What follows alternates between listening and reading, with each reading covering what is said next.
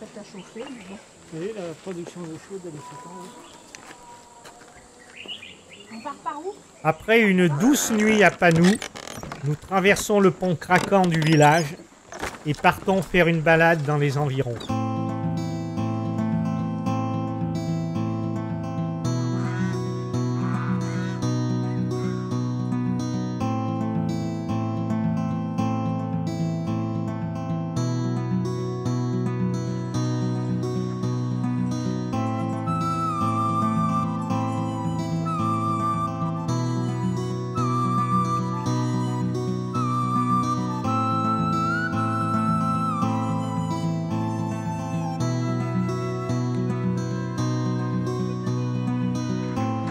On s'aperçoit que le riz reste la culture principale et que les travaux pour l'irrigation sont importants.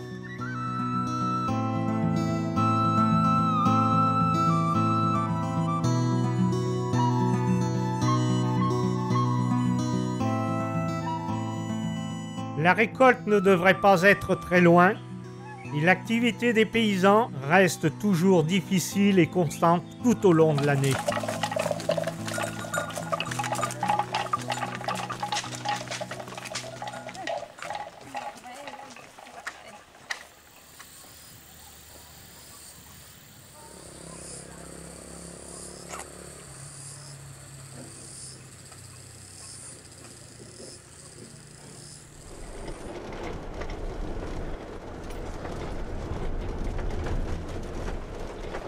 Nous quittons Panou pour rejoindre Agyang sur une route toujours aussi sinueuse et chaotique, réputée parmi les plus dangereuses du pays.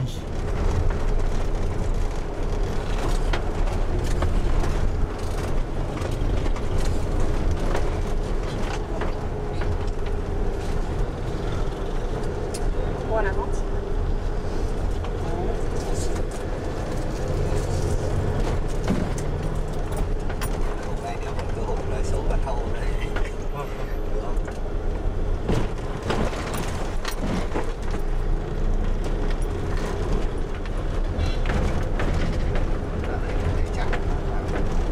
Ça construit.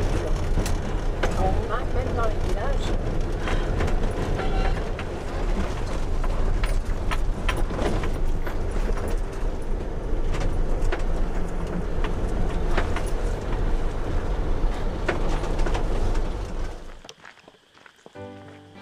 Nous devons faire une petite halte pour la visite d'un village typique.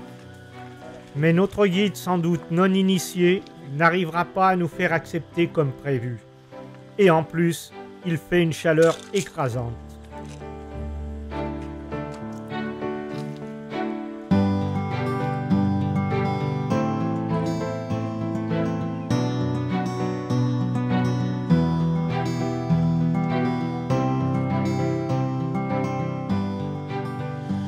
Nous aurons plus de succès au village voisin où nous attendent des enfants terribles. Le contact sera joyeux et méfiant tout à la fois. Et je devrais jouer d'ingéniosité pour les prendre en photo.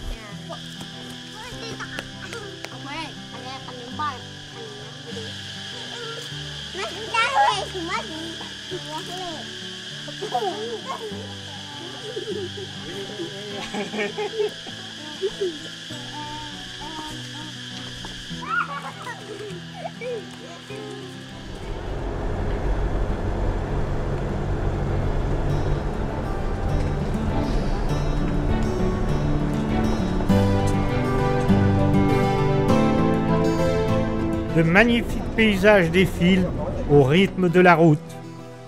Et nous voici à Bac-Mé, chez l'habitant. Ce lieu est un véritable paradis où nous serons reçus comme des rois.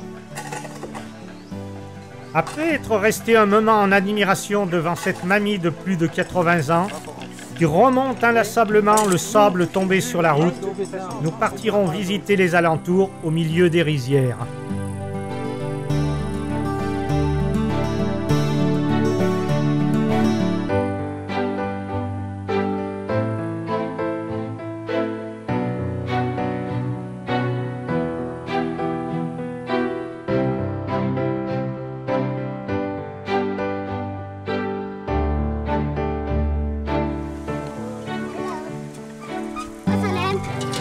What's your name?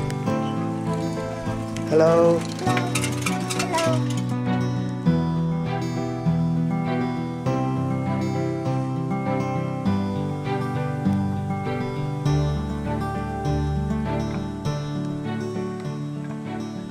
Avec le bananier derrière. Il va trong kia.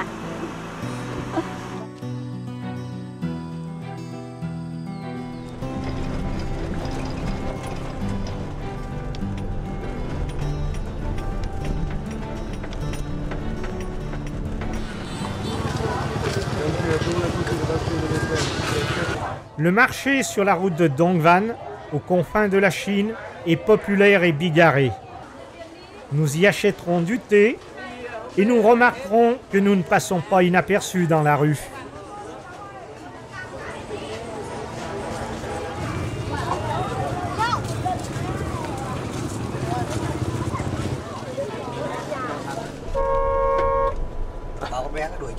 On s'en fout alors. C'est pas son problème.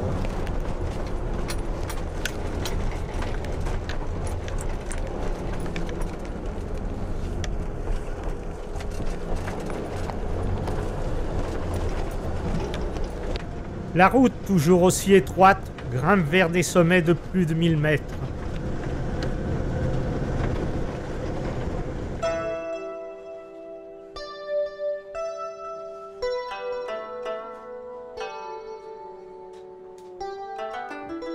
Une halte pour admirer à nos pieds la petite ville de Thamson, avec ses étonnants pics karstiques qui tranchent avec le reste du paysage.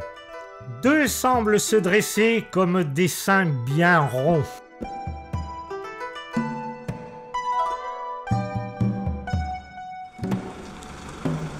Nous redescendons maintenant en direction de Dongvan.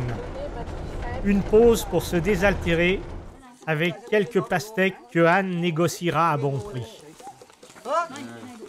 Có mua không? Bé mà có như cần xa thôi, hiểu chưa? Cái này bé to. Biết gì thì nói.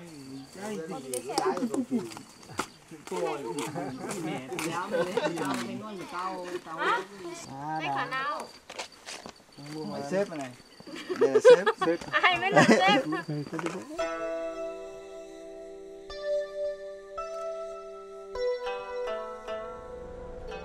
Après une nouvelle halte photo, nous nous dirigeons vers le palais du roi des Hmong, qui se trouve à quelques kilomètres d'ici.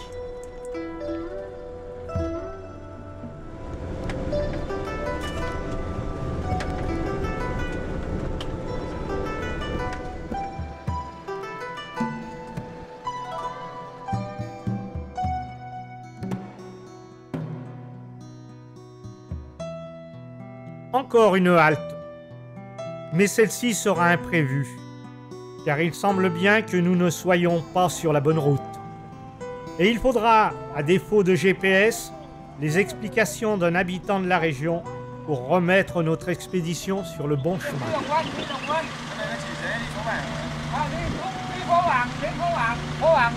C'est pourtant clair.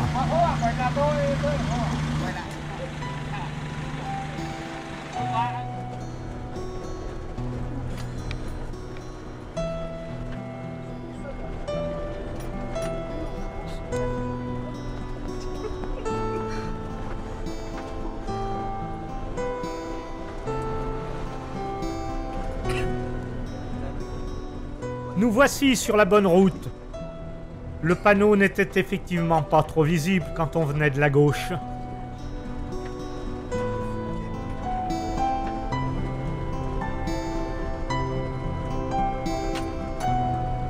Après une descente vertigineuse, nous voici dans la vallée de Safin, au palais Vuong Shi-Sin.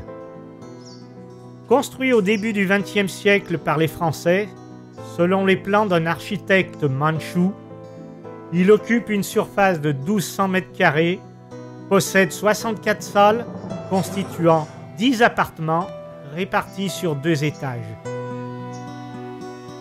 Il fut la résidence du dernier roi des Hmong qui finalement se ralliera à la cause d'Ho Chi Minh.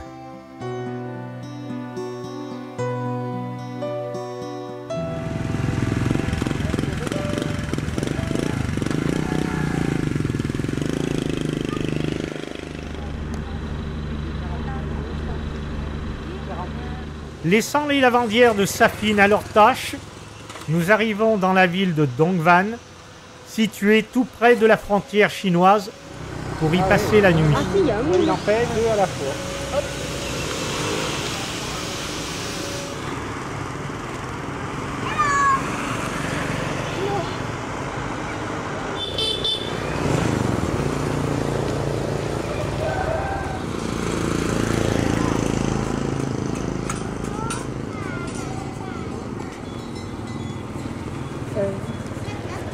Ils sont bien éduqués, les bûches, là. Ils vont direct au bistrot.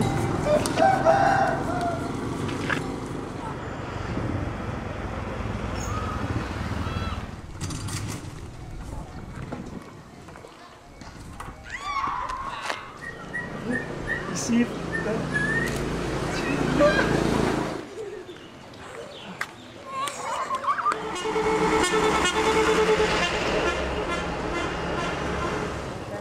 Mais je sais pas, après, oui.